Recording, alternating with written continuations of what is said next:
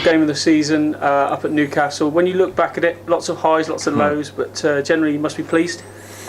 Yeah, and I think that's what you've got to do. You know, I kind of talked at the club dinner earlier last week about you know, how you've got to put the balance on a season, and very much the way you've got to balance it is to be kind of competing in the here and now, kind of pleased with what you're achieving in the here and now, but also excited about where you're in the future. And I think we've had quite a good balance this year. There's been the odd moment that's made it not feel like that. Like, I think the Sale at home game was one that kind of shocks you out of feeling like things have gone okay. But when you actually sit back and break the game down, bring the season down game by game, you do go through 7 Premiership games lost by 1 score, and a lot of those where we've been in the lead and lost. And you look at 10 players kind of breaking into the first 23 on a regular basis for their first season. You look at the guys we've had with the Saxons and Jack Noel and TJ with England.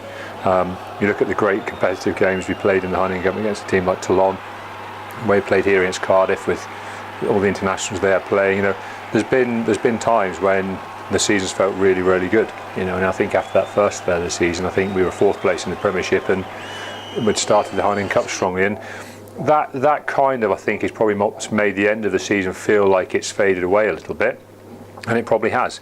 But the end of the season also contained us winning the LV Cup, which you know, it's hard to say from a coaching perspective, because you never want to say that something's taken a bit out of you. But I do think we put in a couple of high energy and emotionally tough and physically tough performances in the semi-final and final, and we paid the price a little bit, but we certainly reset ourselves with a lot more Exeter type performance against Harlequins. And I actually think when you actually watch that game, probably if we'd been on a bit of form, we'd have won that game.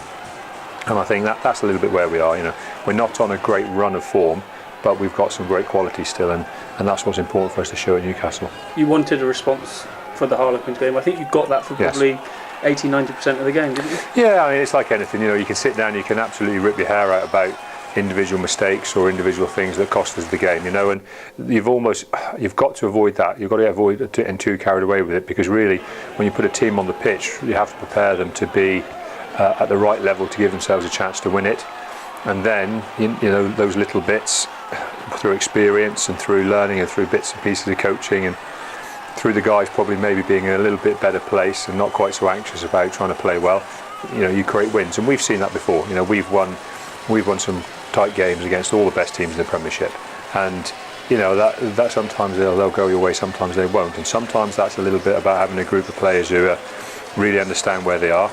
And I think actually as a group these guys are starting to find their feet in a lot of ways this season. And as I say, I'm pretty happy with the balance of where we are and where we're going.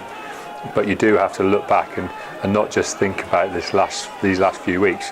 You know, you do have to go week by week from the start of the season right up to the LV Cup, and then sit back and look at the players we've brought through and where we're going next season to make sure you get the balance correct. Some might say this is a dead rubber, but I know you, being you, will want to finish on a high and give yourself a platform for next season in some ways. Yeah, I mean, first and foremost, I think you've got to respect the competition that's the Premiership. You know, I've said it loads and loads of times since we've been here that we worked extremely hard to be here, and the one way you show how much it means to you is that you respect every game. Now, you know, like I said just a couple of weeks ago, we didn't get that right against Sale, and that was disappointing, and that's what we mustn't do again. You know, we've got to show a great deal of respect for every game. Because every game's important, and if you're a professional and Premiership rugby player and the team around you mean anything to you, you've got to show that every time you perform. In terms of Newcastle, you know the threat they pose, particularly at home. They're a lot stronger. Yeah, I mean, look, they've had a tough season, but a successful one in that they're in the Premiership next year. And first and foremost, that's the job of all of us. You know, make sure we stay in the Premiership. And for the first game of the season, they'll be playing with a different pressure, and it will be interesting to see what it brings out in them. You know, that makes it a different challenge, because there isn't really a blueprint to work off for them, because we kind of don't know how they're going to play.